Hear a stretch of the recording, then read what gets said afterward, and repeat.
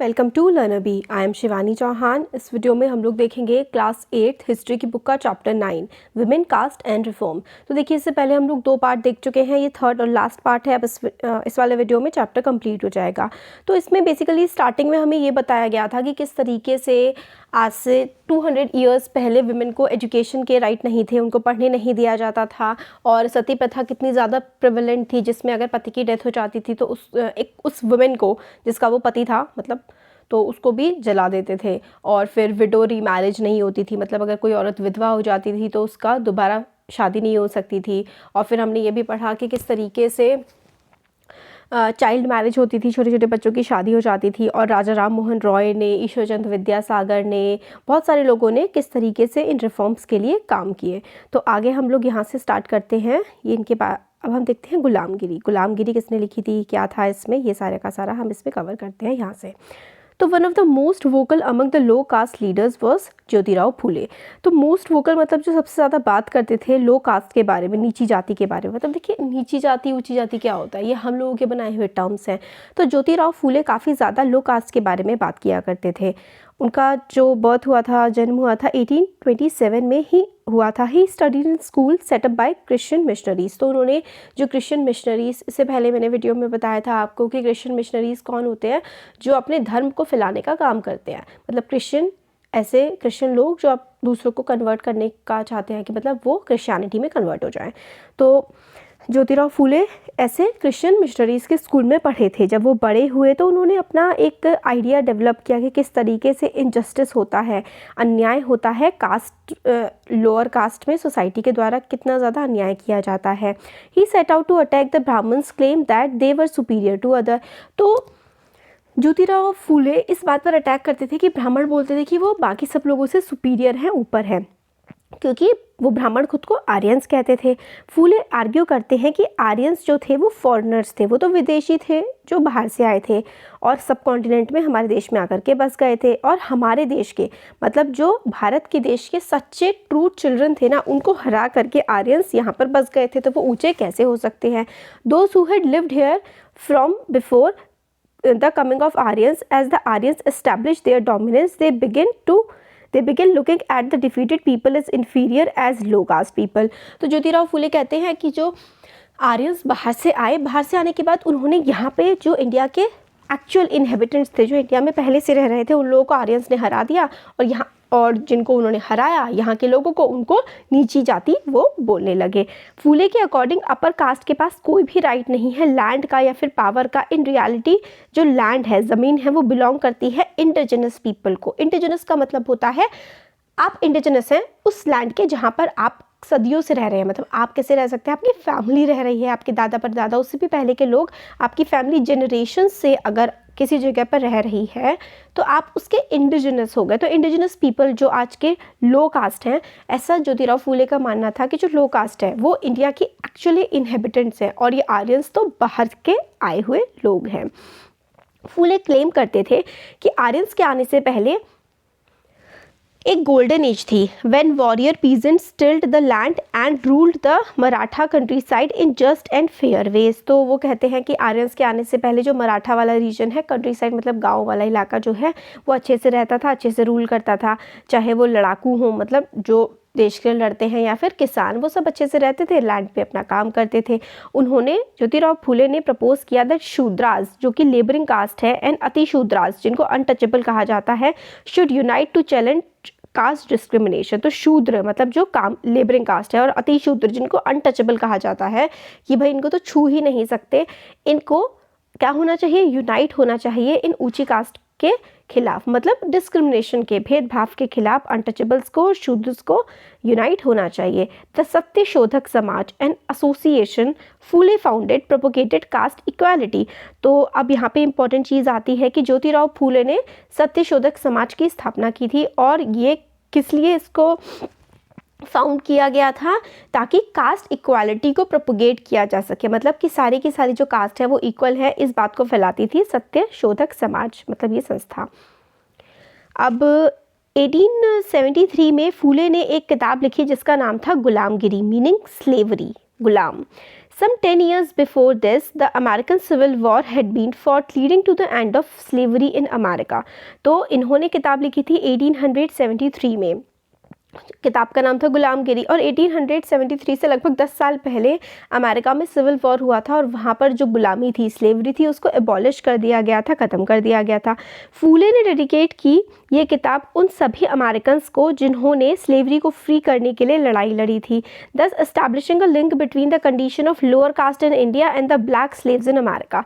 तो अमेरिका में भी जब वर्ल्ड हिस्ट्री में आएंगे तो हम देखेंगे कि जो अमेरिका में जो ब्लैक लोग हैं, काले रंग के लोग हैं, उनके साथ काफ़ी ज़्यादा भेदभाव किया जाता था और वो ज़्यादातर स्लेव्स हुआ करते थे। तो अमेरिकन सिविल वॉर के बाद स्लेवरी को किस तरीके से एबॉलिश करने की कोशिश की गई, एबॉलिश किया गया, और किस तरीके से हमारे देश में भी जो लो कास्ट है, इंडिया में जो लो कास्ट और अमेरिका में जो ब्लैक्स हैं, उनको कैसे इन्होंने कंपेयर किया ज्योतिराव फूले ने, उसके बारे में इसमें पूरा गुलामगिरी में लिखा गया है।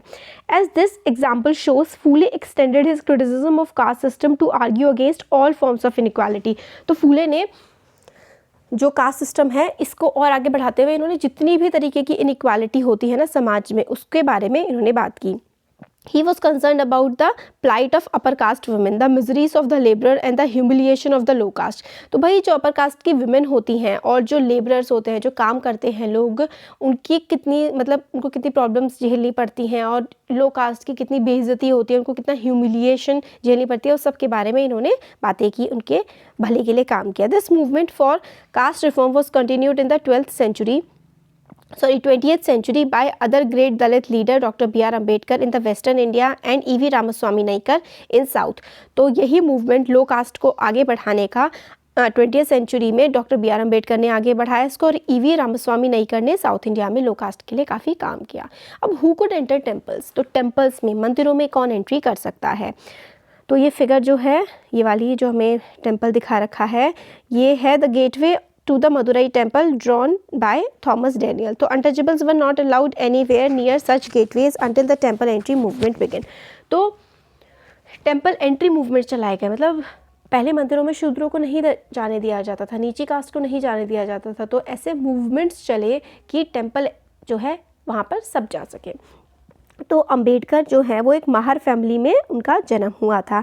As a child he experience what caste prejudice meant in everyday life. तो मतलब कास्ट का प्रिजुडिस, कास्ट की जो भेदभाव होती है, उन्होंने बचपन से ही अपनी लाइफ में सब कुछ देखा था। स्कूल में उनको नीचे बैठने के लिए फोर्स किया जाता था, और उनको उस टैप से पानी नहीं पीने दिया जाता था जहाँ से अपर कास्ट के बच्चे पीते थे। और जब उन्होंने अपना स्कूल फिनिश किया तो उनको फेलोशिप, एक तरह से स्कॉलरशिप टाइप की मिल गई यूएस में हायर स्टडीज़ के लिए। जब वो वापस आए इंडिया को 1919 में, तो उन्होंने काफ़ी एक्सटेंसिवली लिखा अपर कास्ट की पावर इन कंटेम्प्रेरी सोसाइटी की, अपर कास्ट किस तरीके से बुरा कर रही है लोगों के साथ आज के समय। बहुत लिखा इन्होंने डॉक्टर अम्बेडकर ने लोअर कास्ट के लिए और अपर कास्ट के खिलाफ। 1927 में अंबेडकर ने स्टार्ट किया टेम्पल एंट्री मूवमेंट, इन विच हिज जो महार कास्ट के फॉलोअर्स थे ना, उन्होंने क्या किया, मंदिरों में जहाँ पर ब्राह्मण जाते थे, प्रायः ब्राह्मण उन्हें जाने से रोकते थे, मगर अब उन्होंने टेम्पल एंट्री मूवमेंट स्टार्ट किया डॉक्टर B.R. अम्बेडकर ने। अब सारी कास्ट के लोग टेम्पल में जाने लगे।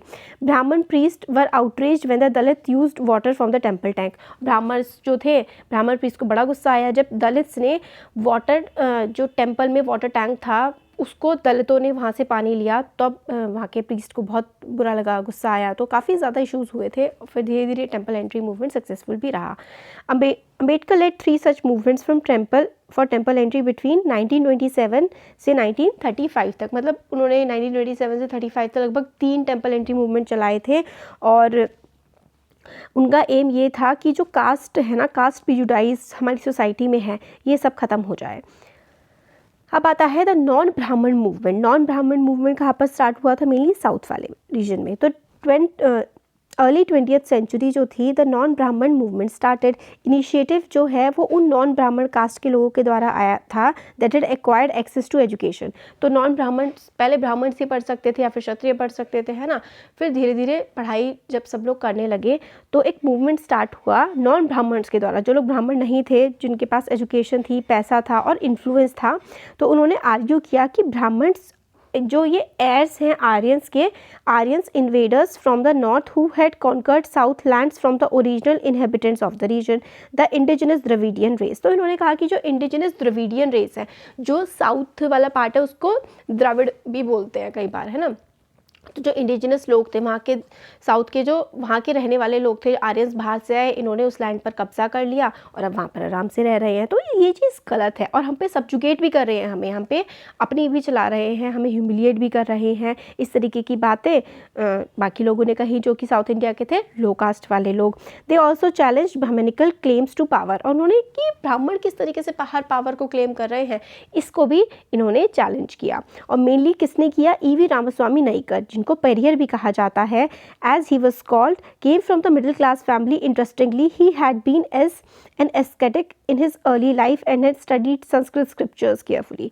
तो ईवी रामास्वामी नाइकर जो थे वो एस्केटिक थे। एस्केटिक आप साधु बोल सकते हैं, तो साधु थे अपनी अर्ली लाइफ में और इन्होंने संस्कृत के जो स्क्रिप्चर्स हैं, जो किताबें हैं, वो काफ़ी अच्छे से पढ़ी थी। लेटर वो कांग्रेस के मेंबर बन गए, only to leave it in disguised when he found that a feast organized by nationalist seating arrangements followed caste distinctions। तो ये कांग्रेस के मेंबर बन गए थे ईवी रामास्वामी नाइकर, बट इन्होंने देखा कि कांग्रेस की ही एक पार्टी में जो सीटिंग सिस्टम था ना, एक जैसे खाने का था, वहाँ पर कास्ट के हिसाब से लोग बैठे हुए थे, तो इनको काफ़ी ख़राब लगा। तो लोअर कास्ट जो है उनको काफ़ी दूर सा बैठाया गया अपर कास्ट से। अब ये कन्विंस हो गए कि अनटचेबल्स को लड़ाई करनी पड़ेगी अपनी इज्जत के लिए, अपनी डिग्निटी के लिए।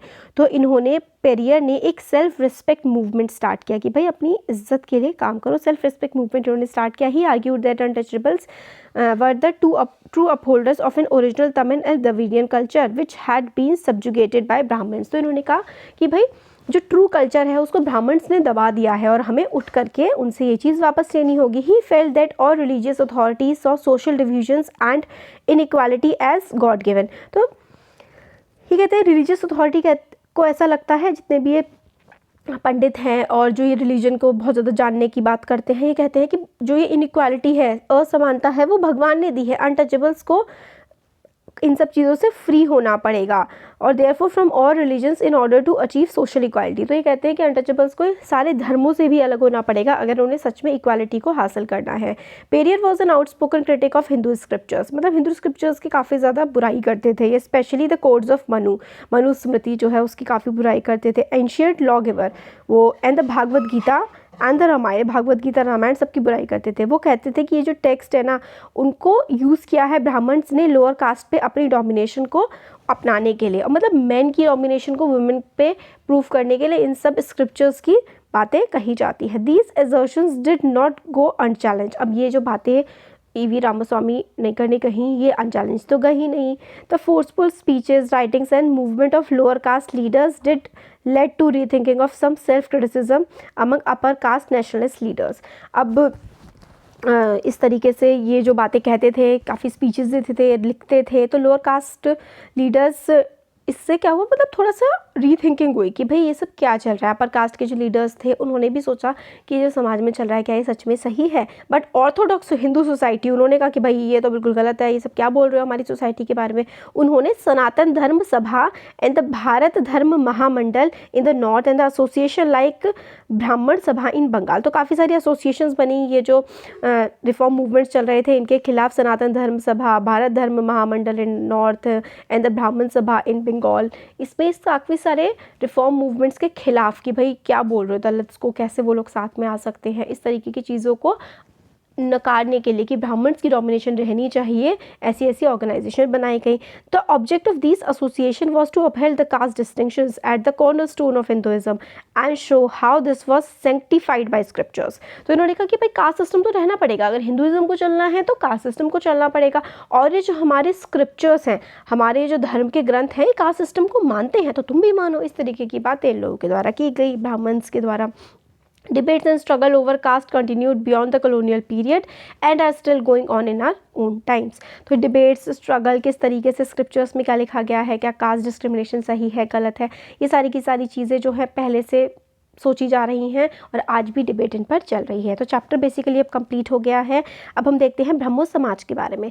ब्रह्मो समाज की स्थापना 1830 में हुई थी, जिसने हर तरीके की आइडियोलेटरी एंड सेक्रीफाइस देखिए आइडोलेट्री का मतलब होता है मूर्ति पूजा, तो ब्रह्मो समाज ने मूर्ति पूजा की मनाही की और ये जो बलि वगैरह दी जाती है इसकी भी मनाही की गई, जो कि उपनिषद में लिखा गया था। और फॉरवर्ड अपने मेंबर्स को रोका इन्होंने क्रिटिसाइज करने के, मतलब दूसरों की रिलीजियस प्रैक्टिस को आप क्रिटिसाइज मत करो, इस तरीके की बातें ब्रह्मो समाज में कही गई। It critically Drew upon the ideals of religions specially of Hinduism and Christianity looking at the negative and positive dimensions. तो ये हिंदुइज्म और क्रिश्चियनिटी के को पढ़ते थे और उनकी पॉजिटिव और नेगेटिव अच्छाइयाँ बुराइयाँ दोनों सामने रखा करते थे। केशव चंद्र सेन जो थे one of the main leaders थे ब्रह्मो समाज के। केशव चंद्र सेन काफ़ी इंपॉर्टेंट लीडर थे ब्रह्मो समाज के। अब Derozio and Young Bengal, Henry Vivian Derozio, तो ये हेनरी लुइस विवियन डिराजियो ये एक टीचर थे हिंदू कॉलेज के कलकत्ता में 1820s के टाइम पे, और promoted radical ideas and encourage his people to question all authority. तो इन्होंने एनकरेज किया अपने प्यूपल को, प्यूपल का मतलब होता है स्टूडेंट्स, अपने स्टूडेंट्स को एनकरेज किया कि कोई भी अथॉरिटी जो भी आप चीज़ें आपको गलत लग रही है आप उसका विरोध करिए। इन्होंने refer to as young Bengal movement. His students attacked tradition and custom, demanded education for women and campaign for the freedom of thought and expression. तो इनके स्टूडेंट पे काफ़ी अच्छा इनका असर पड़ा था और उन्होंने डिमांड की थी कि भाई वुमेन को एजुकेशन मिलनी चाहिए और freedom of thought and expression होना चाहिए, मतलब हर किसी के पास फ्रीडम होनी चाहिए अपने विचार व्यक्त करने की। अब रामकृष्ण मिशन एंड विवेकानंद, तो नेम्ड आफ्टर रामकृष्ण परमहंस स्वामी, इनके जो वो थे, तो यहाँ पर आता है रामकृष्ण मिशन। तो रामकृष्ण मिशन जो है इन्होंने अपने स्वामी विवेकानंद ने स्टार्ट किया था अपने गुरु के नाम पर, और ये स्ट्रेस करता था ideal of solvation through social service and selfless action. तो ये मतलब साल्वेशन, आपको साल्वेशन का मतलब होता है बंधनों से टूट जाना, तो आप अपनी दुनिया के सारे बंधनों से टूट जाएंगे या फिर आपको एक तरह से शांति मिलेगी अगर आप लोगों की हेल्प करेंगे और सेल्फलेस एक्शन करेंगे, ऐसे काम करेंगे जो आपके लिए ना हो, समाज के लिए हो, दूसरों के लिए हो। प्रार्थना समाज, इसका एस्टेब्लिशमेंट हुआ था 1867 में बॉम्बे में। प्रार्थना समाज जो था वो रिमूव करना चाहता था कास्ट रिस्ट्रिक्शन को और चाइल्ड मैरिज को रोकना चाहता था और वुमेन को एजुकेशन मिले और विडो रीमैरिज हो। It's religious meetings draw upon Hindu Buddhism and Christian text. तो इनकी जो रिलीजियस मीटिंग होती थी वो बुद्धिस्ट रिलीजन, बुद्धिस्ट और हिंदू और क्रिश्चियन टेक्स्ट को ध्यान में रख करके आगे बढ़ा जाता था। वेद समाज, ये मद्रास चेन्नई में स्टैब्लिश हुआ था 1864 में। वेद समाज इंस्पायर्ड था ब्रह्मो समाज से। इसने वर्क किया अबॉलिश कास्ट डिस्टिंक्शन, मतलब जो कास्ट में भेदभाव है उसको ख़त्म करने के लिए इन्होंने काम किया। विडो रीमैरिज को प्रमोट किया, वुमेन की एजुकेशन को बढ़ावा दिया, और इनके जो मेंबर्स थे वो एक ही भगवान में बिलीव करते थे। और सुपरस्टिशन, जो मतलब बहुत सारे सुपरस्टिशंस होते हैं ना कि ऐसा करोगे तो वैसा हो जाएगा, हो ये वो, इन सबको भी इन्होंने बंद करने की बात की कि लोगों को ये सब बिलीव नहीं करना चाहिए। अलीगढ़ मूवमेंट जो था एक Anglo Oriental, the Mohammedan Anglo Oriental college founded by Syed Ahmed Khan in 1875 at Aligarh. तो इन्होंने, सैयद अहमद खान ने ये अलीगढ़ यूनिवर्सिटी की स्थापना की थी और बाद में है ना अलीगढ़ मुस्लिम यूनिवर्सिटी के नाम से आज जानी जाती है। इसने मॉडर्न एजुकेशन प्रोवाइड की थी बच्चों को, साइंस पढ़ाई की थी, वेस्टर्न साइंस मेनली मुस्लिम्स के लिए स्टार्ट किया गया था। The Aligarh movement as it was known had an enormous impact in the area of education reform. Education reform में काफ़ी इसका इम्पैक्ट रहा था। सिख सभा मूवमेंट, रिफॉर्म ऑर्गेनाइजेशन जो थी सिख की, उन्होंने फर्स्ट सिख सभा फॉर्म की थी अमृतसर में 1873 में, और फिर उसके बाद लाहौर में 1879 में। Sabha sought to rid Sikhism of superstitions, तो मतलब जो होते हैं ना अंधविश्वासों से ये दूर हो जाए सिख, इसके लिए बनाई गई थी। कास्ट में जो भेदभाव होता है ये नहीं होना चाहिए। And practice seen by them as non Sikh, कि जो कास्ट का भेदभाव है वो सिखों के लिए तो है ही नहीं। They promoted education among Sikhs often combining modern instructions with Sikh teaching, तो मॉडर्न इंस्ट्रक्शन देते थे सिख टीचिंग के साथ। तो खालसा कॉलेज अमृतसर में बनाया गया था सिंह सभा मूवमेंट के लीडर्स के द्वारा। अब एल्सवेयर है, एल्सवेयर में आता है black slaves and white plantations. तो हम लोगों ने भी थोड़ी देर पहले ही गुलामगिरी के बारे में पढ़ा था उस किताब में। ज्योतिराव फुले ने लिखा था कि अमेरिका का जो रिवॉल्यूशन हुआ था, अमेरिकन है ना सिविल वॉर के बाद ब्लैक्स को स्लेवरी से मुक्त कर दिया गया था, तो उसके बारे में ही है कि पहले ब्लैक्स को यूरोप से लेकर के आया, यूरोप के जो एक्सप्लोरर्स थे अफ्रीका से ब्लैक्स को लेकर के आते थे और अमेरिका में जाकर के प्लांटेशंस में काम करते थे। प्लांटेशंस क्या होता है, जो जैसे सपोज करिए गन्ने की खेती हो रही है, कहीं कहीं एकड़ों में गन्ने की खेती हो रही है, तो वो होते थे प्लांटेशंस। इनके जो काम करते थे स्लेव्स, ये बहुत ज़्यादा लंबे लंबे आवर्स होते थे, फिर उसके बाद भी इनको बहुत ही कम पैसे क्या दिए ही नहीं जाते थे, खाने को सिर्फ खाना दिया जाता था, 1-2 टाइम टॉर्चर किया जाता था, मारा पीटा भी इनको जाता था। काफ़ी सारे वाइट ब्लैक ने अपोज किया स्लेवरी को और काफ़ी प्रोटेस्ट ऑर्गेनाइज किए गए। और अमेरिकन रिवॉल्यूशन ऑफ 1776 मतलब वही था ना कि इन्होंने कहा कि अपनी डिक्लेरेशन को देखो कि do you understand your own language, वो तुमने अपने कॉन्स्टिट्यूशन में क्या लिखा है। In his moving Gettysburg address Abraham Lincoln held that those who had fought slavery had done so for the cause of democracy. जिन्होंने स्लेवरी को फाइट किया है वो डेमोक्रेसी के लिए ही तो किया है। He urged the people to strive for racial equality so that government of the people by the people for the people. तो मतलब उन्होंने कहा इब्राहिम लिंकन ने कि गवर्नमेंट को, लोगों को काम करना चाहिए सबकी इक्वालिटी के लिए, क्योंकि government to the people for the people by the people होती है, मतलब लोगों के द्वारा लोगों के लिए होती है ना गवर्नमेंट। तो यही इसमें बताया गया है कि स्लेवरी को अबॉलिश करने की काफ़ी ज़्यादा कोशिशें की गई थी और आज काफ़ी ज़्यादा सफल भी हुए हैं। ऑलमोस्ट सफल ही हुए। स्लेवरी कम्प्लीटली बैन हो चुकी है यूएस में और हमारे देश में काफ़ी सारे, ऑलमोस्ट सारे कंट्रीज़ में भी। तो ये चैप्टर हमारा हो गया कंप्लीट और अब आगे देखेंगे नेक्स्ट चैप्टर्स। Thank you.